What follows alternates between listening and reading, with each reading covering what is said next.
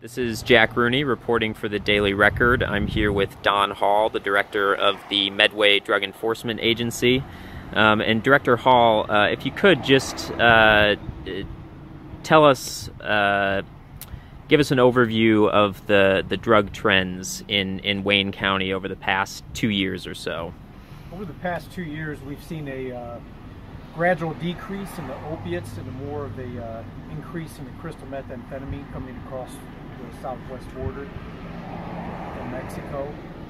There's been a large increase on the crystal methamphetamines. Prior to that, about 2-3 years ago, we saw a large quantity of one pot or shake and bake type of meth labs here in Wayne County.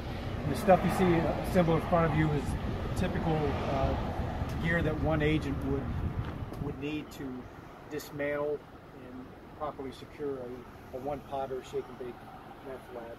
You see several $1,000s worth of equipment here. Fire resistant chemical suits, tie-up chemical suits, different types of absorbents, neutralizing agents that can be used if needed. But again, this is just a very small sample of what we would have on our trailer that we would go to a meth dump site or active meth lab, and these items would be used to dismantle a meth lab. Ohio is a container site, so you'll see a bucket here. This is called a United Nations bucket, and once the chemicals are segregated, these buckets are used to secure the chemicals, bases, acids, flammable liquids.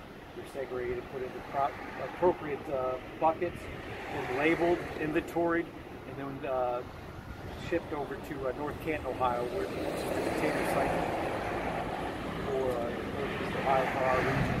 So we'll take it over there as a secure location in North Canton, and the federal contractor will then pick it up from that location and dispose of it properly.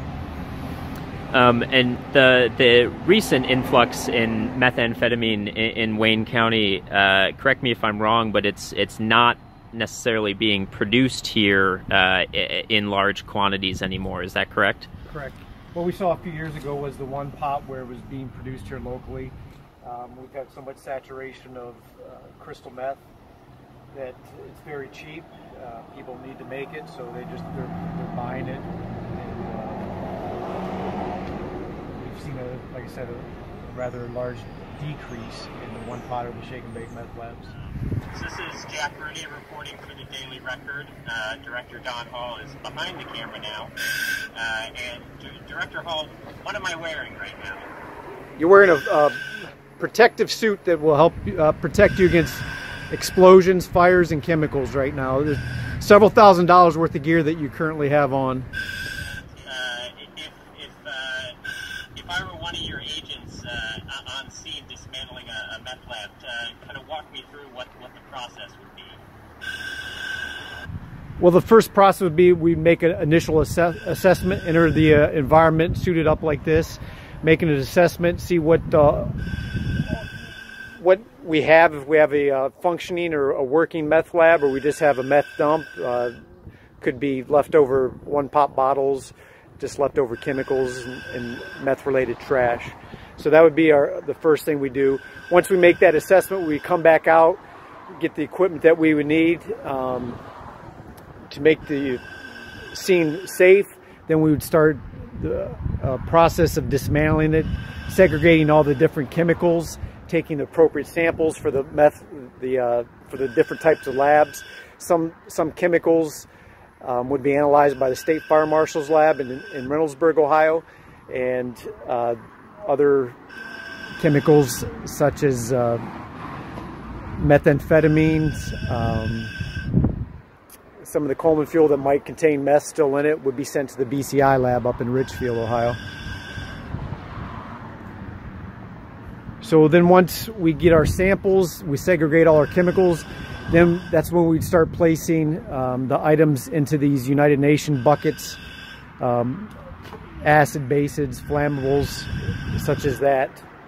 And then, like I said earlier, label them appropriately, inventory everything, and then be transported to North Canton, Ohio. And so, Director Hall, as we've seen the influx in crystal meth from outside the country, have your agents had to use this equipment as often as they had previously? No, with the decrease in the one pot or the shake and bake type of meth labs, the use of this gear, equipment, neutralizing components that we use has decreased.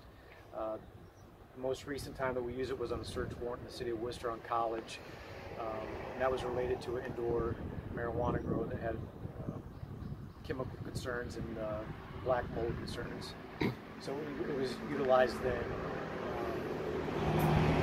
Okay, and then before we wrap up, if anyone watching this video, anyone reading this story has any information, any tips for law enforcement about drug use, drug production, drug trafficking, what should they do? How should they contact you? Well, we appreciate any types of intelligence, comments, concerns. You can reach us at medwaydea@earthlink.net or Facebook Messenger. You can private message us on our Facebook Medway Drug Enforcement Agency page, or simply calling the tip line 330-262-0064.